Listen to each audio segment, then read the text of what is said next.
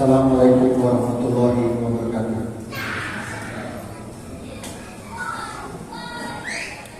Alhamdulillahirabbil alamin.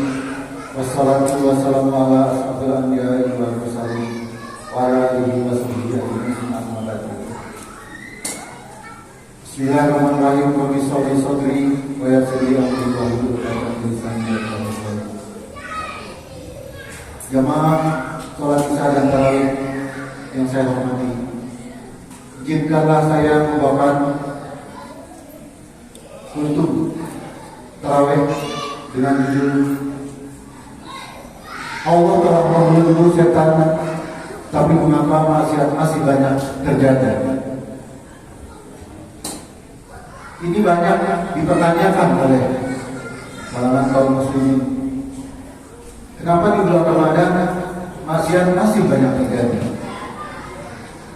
Allah Ta'ala berfirman, wahai orang-orang yang beriman, telah diwajibkan kepada kalian berpuasa sebagaimana diwajibkan kepada orang-orang sebelum kalian.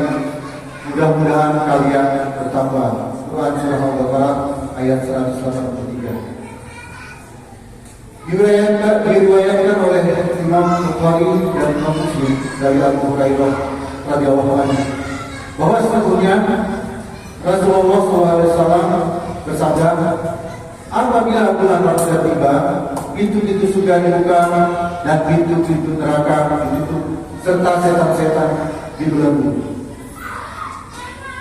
Tentu setan telah dibelenggu, tapi manusia Allah ciptakan mempunyai hawa nafsu atau yang disebut kerennya basic instinct. Jadi hawa nafsu itu seperti binatang liar atau binatang ternak.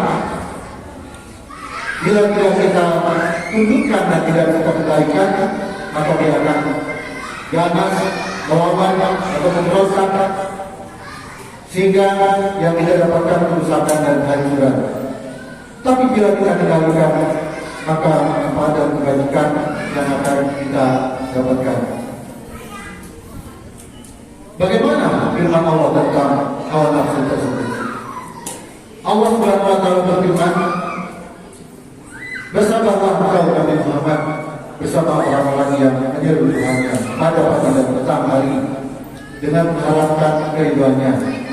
Janganlah kedua matamu berpaling dari mereka karena mengharapkan perhiasan kehidupan dunia. Janganlah engkau mengikuti orang yang hatinya telah kami lalaikan dari pengingat kami serta menuruti hawa nafsu dan keadaannya berlawanan banyak. Quran Surah Al-Kahf ayat 28. Nafsu adalah fitrah manusia, sebagaimana takwa juga adalah fitrah. Hal ini yang ditegaskan dalam Al-Quran. Allah Subhanahu wa taala berfirman, demi jiwa serta penyempurnaannya, maka Allah mengilhamkan kepada jiwa itu jalan kefasikan dan ketakwaan. Quran Surah Al-Syam ayat 7-8. Sebagai bagian dari ujian Allah Subhanahu wa taala, jiwa manusia cenderung untuk berbuat dosa dan maksiat. Jika manusia dihadapkan pada pilihan yang baik atau pilihan yang buruk, dia lebih tertarik melakukan pilihan yang buruk. Contohnya, jika ada pilihan bekerja keras ataupun istirahat, maka pilihan istirahatlah yang lebih menarik baginya. Jika ada pilihan sholat tahajud, maka tidurlah pilihannya.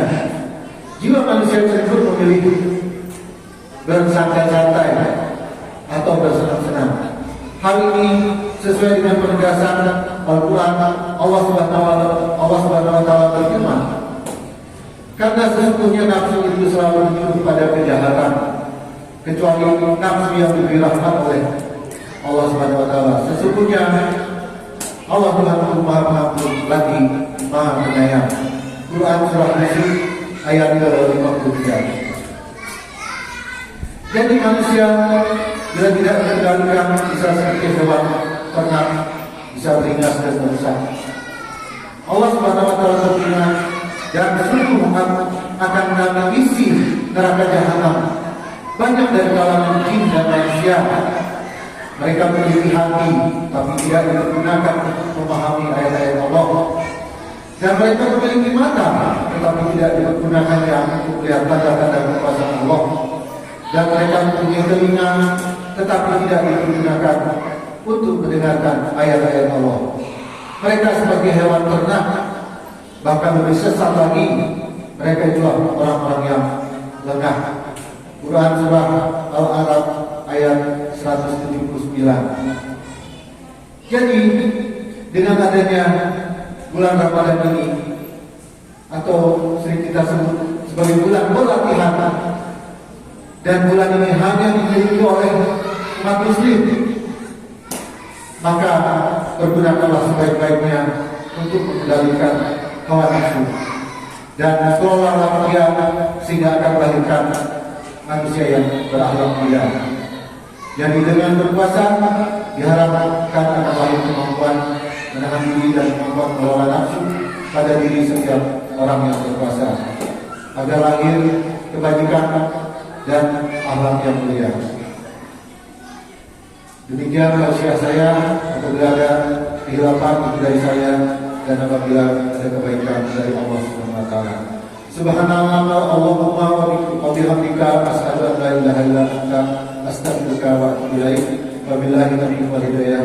Assalamualaikum warahmatullahi wabarakatuh.